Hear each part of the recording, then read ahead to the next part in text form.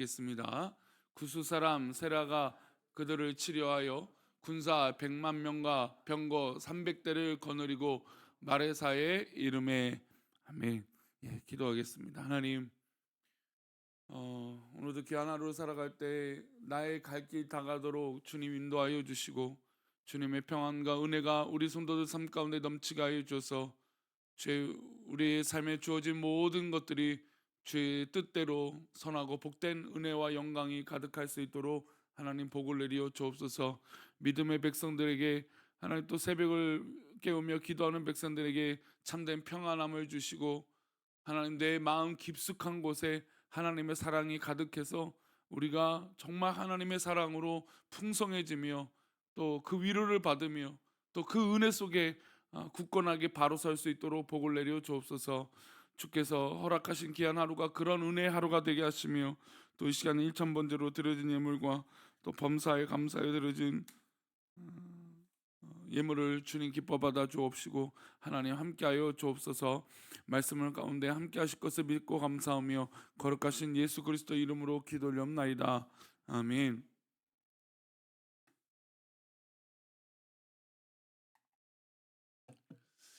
마음을 안다라는 건 굉장히 중요하죠. 뭐 그런 마음을 안다라는 표현으로 이제 동감, 저 사람의 마음을 동일한 감정으로 느끼는 거 굉장히 중요합니다. 그러니까 부모와 자식과 자식과 부모의 관계는 바로 이런 동감이 있죠. 자녀의 문제를 나의 문제로. 그래서 자녀들의 진로나 또 자녀들이 출산을 앞두거나 뭐 자녀들이 뭐 어떤 결정을 할 때 부모들이 정말 열심히 기도하고 하는 것은 그 또 어른으로서 그 시간들을 지내왔기 때문에 또 잘 알기도 하고 또 얼마나 떨릴까 얼마나 두려울까 하는 이 자녀들의 그 마음을 헤아리고 동일한 감정을 가지고 그 마음을 위로하고 또 그 마음 가지고 하나님 앞에 기도하는 것이죠. 바로 그게 동일시하는 마음입니다. 물론 우리 한국 사회가 너무 사실 이제 유난이라고 좀 표현해도 과할 정도로 부모들이 자녀의 삶을 간섭하고 너무 이제 아이들이 스스로 판단하는 그런 것들이 부족해지니 이렇게 뭐 이런 일들이 뭐 많기는 하지만 그래도 부모니까 그런 마음을 갖는 것이죠. 그래서 저 사람의 입장이 나의 입장이 되고 또 나의 입장이 저 사람의 입장이 되는 것은 참 건강하고 좋은 것이에요. 뭐 그거를 우리가 역지사지라고 또 표현을 하죠. 저 사람의 마음을 내 마음으로 이해하고 판단해보고 저 사람의 입장이 되어보는 거. 그래서 나중에 고난이 왔을 때 비슷한 고난이 왔을 때 그래 나도 그럴 때 그런 마음이 있었어라고 하는 그 마음을 가지고 이야기할 때 위로가 되는 것을 볼 수 있습니다. 그래서 동일한 질병을 갖고 있었던 성도들이 아픔이 있었다면 그 이후에 그 질병에 걸린 성도들이 묻죠. 아유 그때 어떻게 이겨냈는지 그때 그렇게 아팠는데 어떻게 뭐 극복할 수 있는지 물어보게 됩니다. 물론 의학적 지식과 뭐 의사의 판단들이 있지만 그 사람들이 어떻게 실제로 그 경험을 그 질병을 이겼는지 그 마음들을 알았을 때 그래 우리도 이길 수 있어 할 수 있어라고 하는 마음을 갖게 되는 겁니다. 신앙생활에서도 이런 부분들이 굉장히 중요하죠. 하나님의 마음이 내 마음이 되는 거예요. 또 나의 마음이 하나님 앞에 하나님의 감동이 되는 그런 일들이 일어날 때 우리 신앙이 더 뜨겁고 더 건강하고 복된 길로 걸어갈 수 있는 것이죠. 사실 이런 마음은 뭐 교만과 어떤 그 은혜의 마음은 사실 종이 한 장 차이라고 할 수 있어요. 사실 우리 모두 다 좋은 의도고 좋은 마음이죠.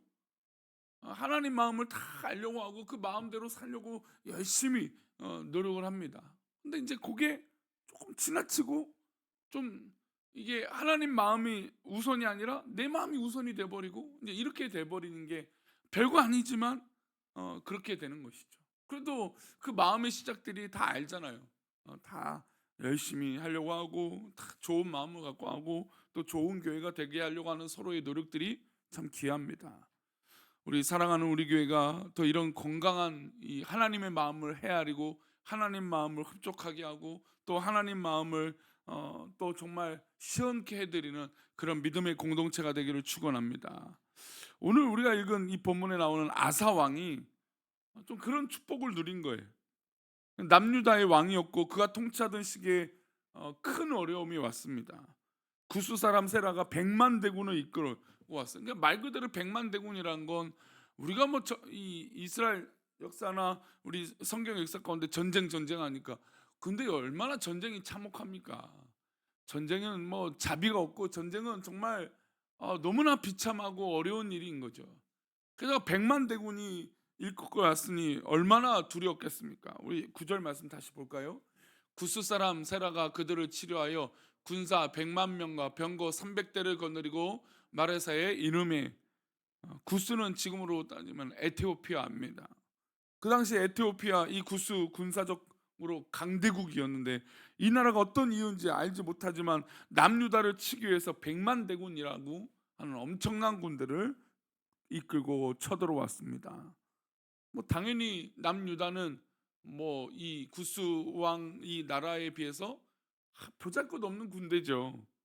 그 내용이 8절에 나옵니다. 먼저 8절 말씀 읽겠습니다. 아사의 군대는 유다 중에서 큰 방패와 창을 잡는 자가 30만 명이요 베냐민 중에서 작은 방패를 잡으며 활을 당기는 자가 28만 명이라 그들은 다 큰 용사였더라.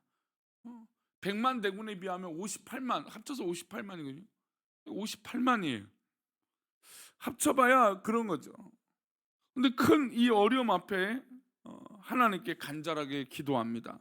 그의 기도 내용이 11절이에요. 어떤 기도라는지 볼까요? 이런 어려움 속에서 아사가 그의 하나님 여호와께 부르짖어 이르되 여호와여 힘이 강한 자와 약한 자 사이에서에는 주밖에 도와줄 리가 없사오니 우리 하나님 여호와여 우리를 도우소서. 우리가 주를 의지하오며 주의 이름을 의탁하옵고 이 많은 무리를 치러 왔나이다. 여호와여 주는 우리 하나님이시오니 원하건대 사람이 주를 이기지 못하게 하옵소서 하였더니 이 기도의 내용이 참 대단한 기도의 내용이에요. 여호와 하나님께 부르짖는데 어떻게 기도합니까? 여호와여 힘이 강한 자와 약한 자 사이에서 누가 도와줄 수밖에 없다고 합니까? 주님밖에 도와줄 수밖에 없다. 주님만이 우리의 도움이시다라는 얘기죠.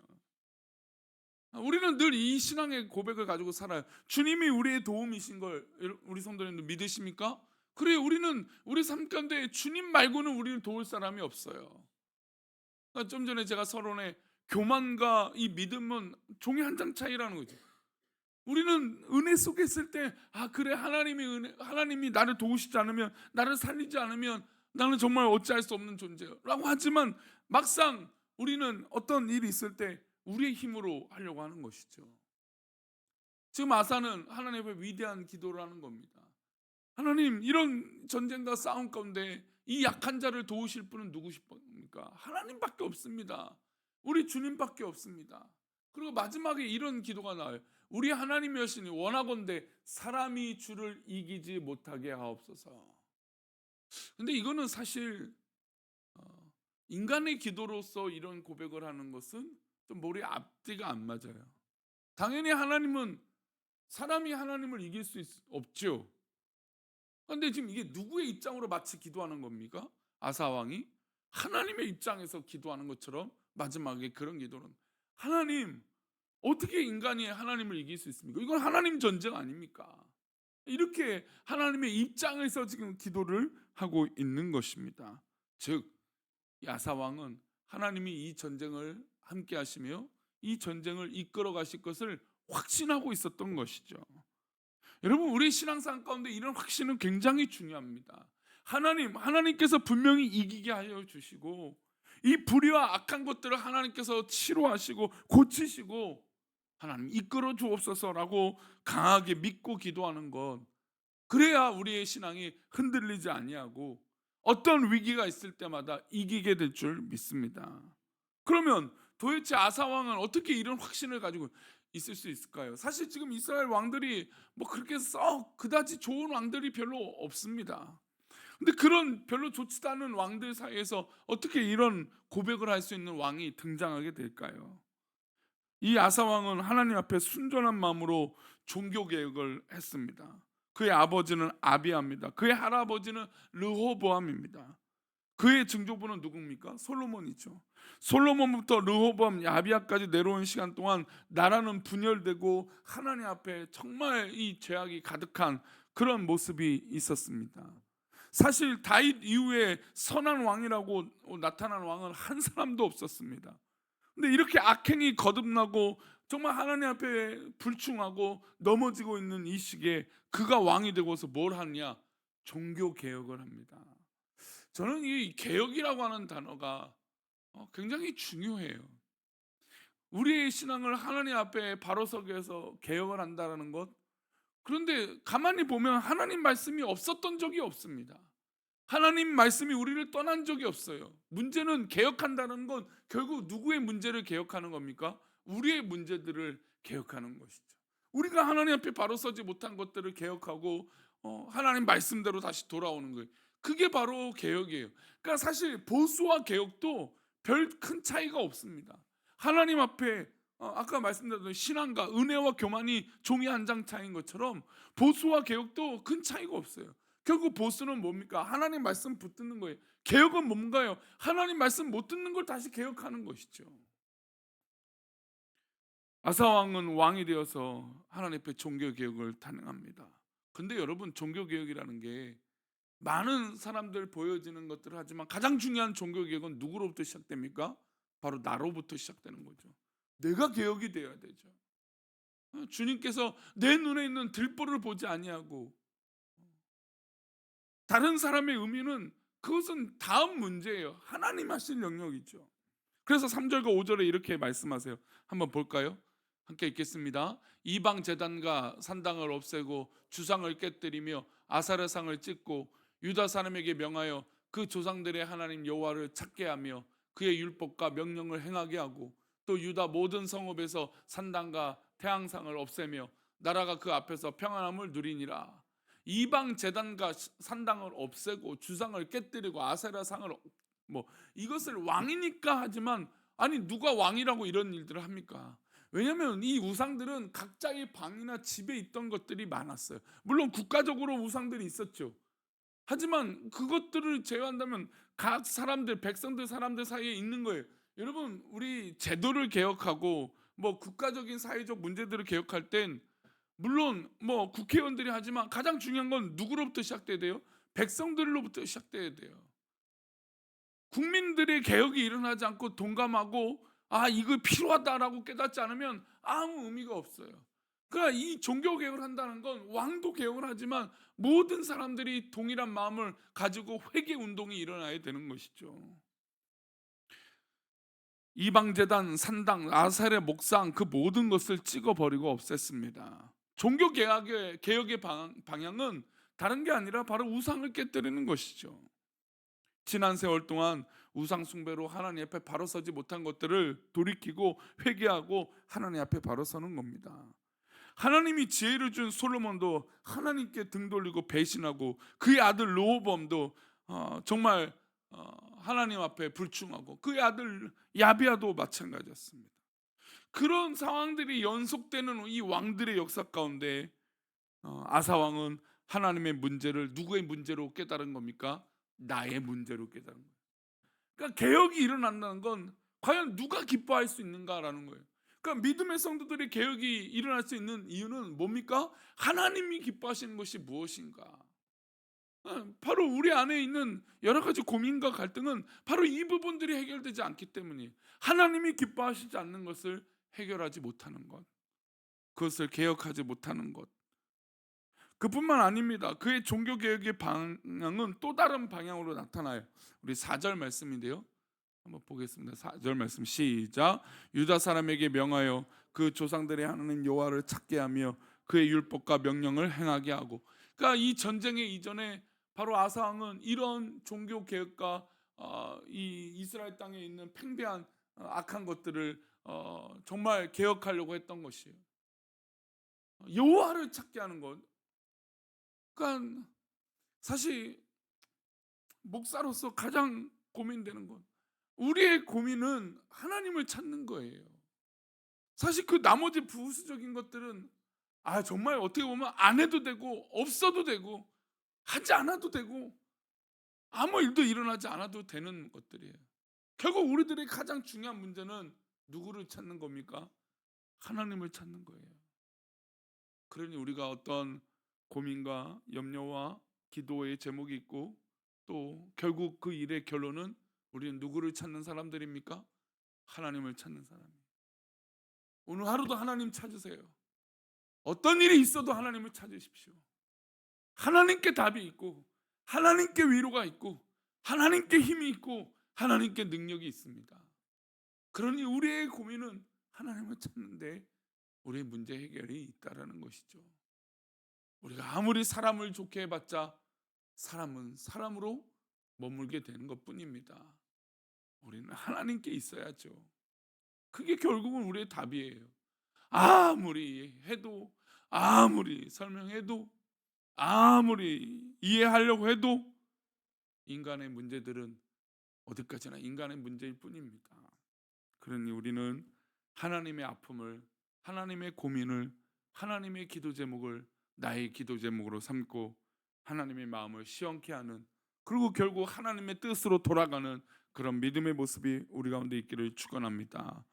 오늘도 여러 가지 문제와 고민들이 있겠죠. 그러나 정말 그 모든 고민들 가운데 하나님 주신 은혜로 회복하고 승리하고 하나님의 주신 그 놀라운 능력 가운데 우리 귀한 새벽을 깨우는 성도님들 삶이 풍성해지시기를 소망합니다. 기도하겠습니다. 하나님, 정말 우리의 삶이 하나님 기뻐하시는 그런 삶이 되기를 원합니다. 하나님 붙들어 주시고 주의 놀라운 능력으로 승리하게 하시며 그 영광 속에 살아갈 수 있도록 하나님 복을 내려 주옵소서. 우리 귀한 믿음의 백성들에게 한량없는 은혜를 부어 주시고 주께서 기뻐하시는 은혜가 정말 차고 넘칠 수 있도록 복을 내려 주옵소서. 주께서 우리 귀한 믿음의 백성들을 오늘도 주의 선하신 손으로 붙들어 주시고 하나님의 마음을 깨닫게 해 주셔서 우리 가운데 개혁이 일어나고 하나님께 바로 서 있는 놀라운 은혜가 있게 하여 주옵소서. 지키시고 인도하실 것을 믿사옵고 거룩하신 예수 그리스도의 이름으로 기도 올렵나이다. 아멘.